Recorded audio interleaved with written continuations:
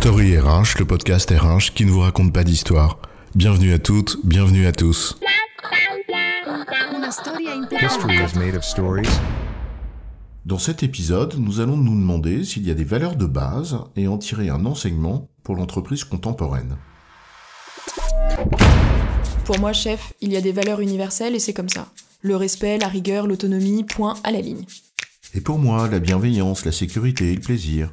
Comme quoi, chef, chacun voit bien midi à sa porte. Et on est tous tentés de donner une portée universelle à notre propre vision du monde. Certains chercheurs ont notamment travaillé en ce sens, comme Shalom Schwartz par exemple, qui suggère l'existence d'un modèle de portée universelle. Alors ça mérite un arrêt sur image. Les valeurs de Schwartz et l'entreprise, c'est quoi l'histoire ?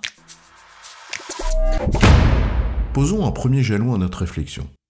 Qu'est-ce qu'une valeur ? Tiens, le travail, c'est une valeur ça ? La fameuse valeur travail ? André Comte-Sponville le disait très bien dans une de ses conférences. Je cite : « Le travail n'est pas une valeur morale. Une valeur morale vaut en elle-même. La valeur morale est toujours intrinsèque. » Dit autrement, une valeur est un but en soi. Les valeurs sont, je cite, des buts désirables qui servent de principe guidant la vie des gens, disait Schwartz. On ne va pas balayer ici les théories nombreuses sur les valeurs qui ont émaillé ne serait-ce que le XXe siècle. On voudrait en effet plutôt faire un focus sur les travaux de Schwartz, car il présente à nos yeux des aspects éclairants pour la vie de l'entreprise contemporaine, toutes affairées à ses transformations et ses incantations. Shalom Schwartz, c'est un psychologue israélien qui poursuit les travaux d'autres auteurs, comme ceux par exemple de l'américain Milton Rockich, mais qui introduit une perspective nouvelle. Celle d'une sorte de modèle universel, de valeurs de base auxquelles les humains se référeraient. Il dit en d'autres termes qu'il y a une sorte de contenu universel aux valeurs, parce qu'elles relèvent au fond, d'après lui, d'exigences communes à tous les humains. On n'entrera pas dans le débat, ici, de la validité ou non de ce caractère universel. On n'en est pas capable en l'état, et même si on est un peu tenté, d'émettre l'hypothèse du caractère peut-être un peu occidentalo-centré de ce genre d'approche. Il faudrait en effet vérifier le caractère dit universel, au regard de l'humanité dans son ensemble. Est-ce qu'il y a par exemple des représentants de l'Afrique subsaharienne, de la Polynésie ou de la Laponie dans les populations interrogées ? En l'occurrence, il a testé 68 pays sur un échantillon. D'autres articles d'ailleurs évoquent 82 pays, et celui ou celle qui s'y intéresse un peu plus en détail pourra aller creuser le sujet. Pour ce qui nous intéresse ici, on va se concentrer sur son modèle. 10 valeurs dites de base, qu'il présente dans un cercle avec des regroupements et des recoupements. Pouvoir, accomplissement, hédonisme, stimulation, autonomie, universalisme, bienveillance, conformité, tradition, sécurité. Il les range dans des sortes de cadrans, ce qui relèverait de la transcendance de soi, l'ouverture au changement, l'affirmation de soi et la conservation. On ne va pas en lister le détail ici pour décortiquer chacune d'entre elles. On va se contenter de donner quelques exemples pour cerner ce dont on parle. Celles et ceux qui souhaitent approfondir liront l'auteur. Derrière la valeur pouvoir, par exemple, il met comme objectif le statut social, le prestige, le contrôle ou la domination des ressources et des personnes.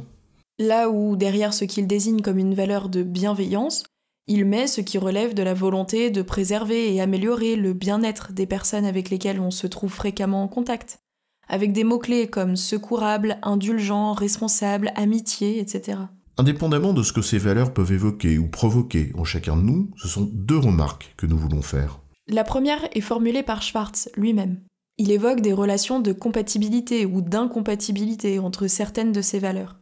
Dit autrement, il stipule qu'agir avec certaines d'entre elles comme guide entre en conflit avec l'action mue par d'autres. Simplement exprimé, être mu par les catégories de valeurs qu'il met derrière la bannière affirmation de soi, avec le pouvoir, l'accomplissement personnel, etc. Est-ce bien compatible avec la recherche d'universalisme ou la bienveillance ?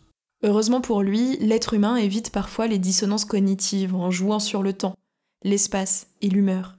Un jour tourné vers l'autre, le lendemain vers soi. Ici comme ci et là comme ça. La seconde remarque, que nous formulons nous-mêmes, à l'aune d'un constat peut-être très intuitif mais qui relève d'une intime conviction forgée à l'aune de notre expérience de l'entreprise occidentale, est double. Un certain nombre de ces fameuses valeurs semblent avoir été surreprésentées dans l'entreprise pendant longtemps. Pouvoir, réussite, sécurité, par exemple. Là où d'autres ont été moins mises en avant, du moins fut un temps. Comme par exemple l'universalisme, la bienveillance, l'autonomie ou l'hédonisme. Mais des temps nouveaux sont apparus. Peut-être peut-on d'ailleurs situer à un point d'inflexion après la crise de 2008. et l'explosion du sujet des risques psychosociaux. Le mot d'ordre du moment, c'est précisément ceci. Bienveillance, bien-être, fais-toi plaisir, une portée universelle dans la mission de l'entreprise, on redécouvre les vertus de l'autonomie, etc. Et cela appelle donc 2 nouvelles remarques, qu'on pose en forme de questions, juste pour s'interroger un peu. Les excès n'étant pas rares, ne s'agit-il pas d'un balancier qu'à force d'avoir poussé trop loin dans un sens, comme souvent, on le balance aussi fort dans l'autre, oubliant peut-être alors le besoin d'équilibre et de nuance?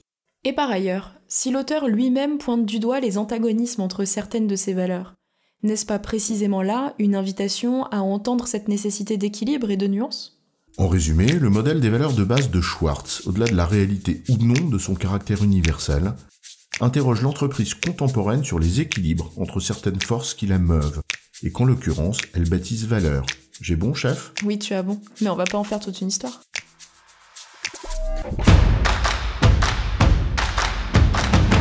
Story RH, le podcast RH qui ne vous raconte pas d'histoire. Retrouvez tous les épisodes sur storyrh.fr.